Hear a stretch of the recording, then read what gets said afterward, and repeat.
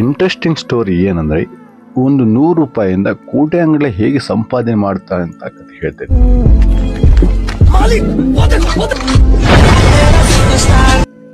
So ಬನ್ನಿ, ಅವನ ಹತ್ರ ಬರೀ ಕೇವಲ 100 ರೂಪಾಯಿಂದ ಚಾಲೆಂಜಿಗೆ ತಗೊಂಡು ಅವನು ಕೋಟೆ ಅಂಗಡಿಗಳೇ ಸಂಪಾದನೆ ಮಾಡುವಂಥ ವ್ಯಕ್ತಿ ನೋಡೋಣ. ಅವನ ಕಡೆ ಬರೀ 100 ರೂಪಾಯಿ ಇರುತ್ತೆ. ಆ 100 ರೂಪಾಯಿ ತಗೊಂಡು ಹೋಗಿ ಪೆನ್ನುಗಳನ್ನು ಕೊಂಡುಕೊಂತಾನೆ. ಪೆನ್ನುಗಳು ಕೊಂಡುಕೊಂಡು ಏನು ಮಾಡ್ತಾನೆ, ಸ್ಕೂಲ್ ಹತ್ರ ಹೋಗಿ ಅದನ್ನ ಮಾರಾಟ ಮಾಡ್ತಾನೆ. ಸ್ಕೂಲ್ ಹತ್ರ ಹೋಗಿ ಮಾರಾಟ ಮಾಡಿದಾಗ ಆ 100 ರೂಪಾಯಿಗೆ 10 ಪೆನ್ ತೊಗೊಂಡಿದ್ದು ಅದರ 2 ರೂಪಾಯಿ ಜಾಸ್ತಿಯಾಗಿ ಇನ್ಕ್ರೀಸ್ ಮತ್ತೊಂದು ಪೆನ್ ಬರೋಂಥ ವ್ಯವಸ್ಥೆ ಮಾಡ್ಕೊತಾನೆ. ಹಾಗೆ ಮಾಡ್ತಾ ಮಾಡ್ತಾ ತಿಂಗಳಿಗೆ ಉರುಳಿದಾಗ ಅವನೊಂದು ಹೋಲ್ಸೇಲ್ ಸ್ಟೇಷನರಿ ಹಾಕ್ತಾನೆ. ಆ ಹೋಲ್ಸೇಲ್ ಸ್ಟೇಷನರಿ ಹಾಕಾದಾಗ ಅದು ಕೂಡ ಅಚ್ಚುಕಟ್ಟಾಗಿ ನಡೆಯುತ್ತೆ. ಹೋಲ್ಸೇಲ್ ಬಿಂದಾಸ್ ಆಗಿ ಅವನ ವ್ಯಾಪಾರ ಕೂಡ ಹಾಗೆ ಆಗ್ತಾ ಇರುತ್ತೆ. ಒಂದಿನ ಏನಾಗುತ್ತೆ, ಆಕಸ್ಮಿಕ ಬೆಂಕಿ ಅವಘಡ ಆಗಿ ಆ ಅಂಗಡಿ ಸುಟ್ಟುಬಿಡುತ್ತೆ.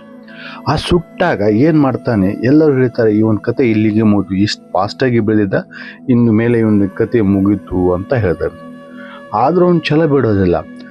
ಅವನು ಏನು ಮಾಡ್ತಾನೆ, ಅವನಲ್ಲಿ ಸ್ವಲ್ಪ ಹಣ ಉಳಿದದ್ದು ಹಣವನ್ನು ಮತ್ತೆ ಸ್ಟೇಷನರಿ ಐಟಮ್ ತಂದು ಮಾರಾಟ ಮಾಡ್ತಾನೆ. ಹೊರಗಡೆ ಮಾರಾಟ ಮಾಡಿ ಮತ್ತೆ ಮುಂದೆ ಬರ್ತಾನೆ. ಅವನ ಶ್ರಮ ಯಾವ ಥರ ಇರುತ್ತೆ ಅಂದರೆ, ಮಾಡಬೇಕು ಅನ್ನೋ ಶ್ರದ್ಧೆ ಇರುತ್ತಲ್ಲ, ಹಾಗಾಗಿ ಅವನು ಮುಂದೆ ಬಂದು ಅದರಲ್ಲಿ ಸಂಪಾದನೆ ದೊಡ್ಡದಾಗ್ಬಿಡುತ್ತೆ. ಅವಾಗ ಅವನು ಒಂದು ಹೋಲ್ಸೇಲ್ ಸ್ಟೋರನ್ನು ಓಪನ್ ಮಾಡಲಿಕ್ಕೆ, ದೊಡ್ಡದಾಗಿ ಮಾಡಲಿಕ್ಕೆ ಪ್ರಾರಂಭ ಮಾಡ್ತಾನೆ. ಅದನ್ನು ಮಾಡಿಕೊಂಡು ಅಷ್ಟಕ್ಕೆ ಸಾಲಲ್ಲ, ಆನ್ಲೈನ್ ಬಿಸ್ನೆಸ್ ಕೂಡ ಪ್ರಾರಂಭ ಮಾಡ್ತಾನೆ. ಅಲ್ಲಿ ಆನ್ಲೈನ್ ಬಿಸ್ನೆಸ್ನ ಪ್ರಾರಂಭ ಮಾಡಿದ ತಕ್ಷಣ ಅವನ ಮಾರಾಟ ಮತ್ತು ಅವನ ಲಾಭದಾಯಕ ಹೆಚ್ಚಿಗೆ ಹಾಕೊಂತ ಹೋಗುತ್ತೆ. ಅಲ್ಲಿ ಅವನಿಗೇನಾಗತ್ತೆ, ಕೋಟ್ಯಾಂಗಟ್ಟಲೆ ದುಡ್ಡನ್ನು ಸೇವ್ ಮಾಡುವಂಥ ಪ್ರಕ್ರಿಯೆ ಮಾಡ್ಕೊತಾನೆ. ಅದು ಹೇಗಂದ್ರೆ, ಅವನಿಗೆ 100 ರೂಪಾಯಿ ಪಾಠ ಕಲಿಸುತ್ತೆ. ಆದರೆ ಅವನು ಬಡ ಹುಡುಗನ ಅಂತಲ್ಲ, ಅವ್ರ ಕಡೆ ಮನೇಲಿ ದುಡ್ಡು ಇರುತ್ತೆ.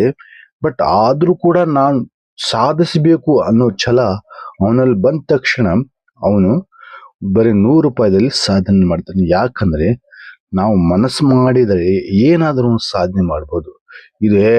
ಆಗಲ್ಲ ಅಂತ ಅಸೂಯೆ ಪಡು, ಮಾಡಿ ತೀರ್ತೀನಿ ಅಂತ ಹೇಳಿದ್ರೆ ಖಂಡಿತವಾಗಿ ಸಾಧ್ಯವಾಗತ್ತೆ.